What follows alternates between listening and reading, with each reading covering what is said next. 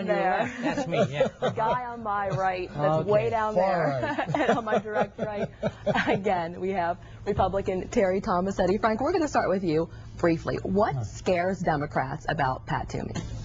Well, I think basically his history. You know, one thing is he says, you know, he was the owner of a small business. Well, the truth comes out, you know, he was in school and doing different things. It was run by his family. So to say that he ran a business, no good. You know, and he also spent his entire career in that money business, that hedgehog business, I call it, you know, stealing the money from the poor people who invested, you know. And so what happens, his background is the bottom line, making the most amount of money he can, and the heck with the people who need the support. So what we're afraid of is that he brings to that office the kind of attitude that had to be stopped by a law that was finally passed by the legislature in the United States that would put some controls on how these hedge fund managers and how these Wall Street people deal with people's monies. And I think Toomey is just going to be one of these guys who is going to, unless he is forced not to do it, who's going to continue that same old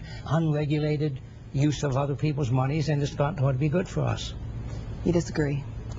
Oh, sure, sure. He's going to bring some fiscal integrity and soundness to the operation of the federal government. With Joe Sestak, we have a situation where someone is as far left and maybe even beyond Nancy Pelosi. Now, people may say it's name calling, but people represent issues and positions.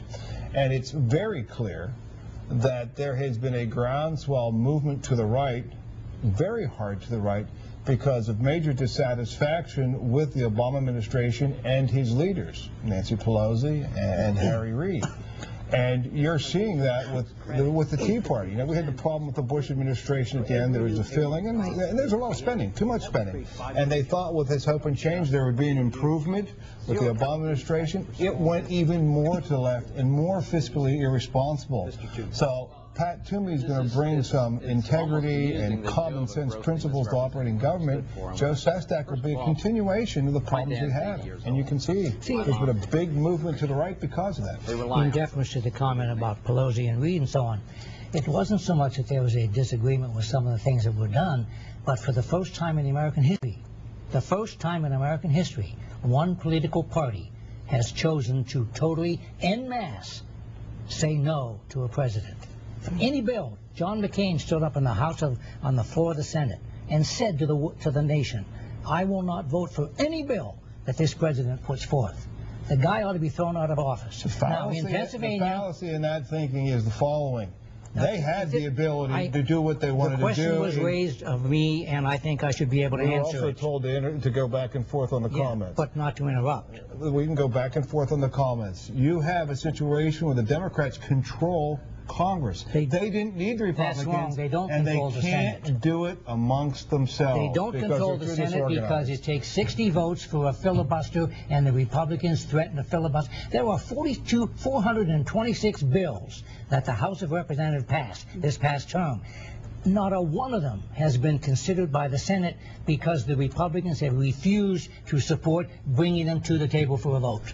That's obstruction. Let's move on. Let's take a look at the polls that we showed you. You're not going to say thank God for that refusal to approve those? All 426. Let's take a look at the poll we showed you earlier. It showed Toomey ahead with about a 4-point lead over Joe Sestak. That's according to Real Clear Politics, which takes an average of several polls. We're going to start with Terry. What do you make of this closing gap?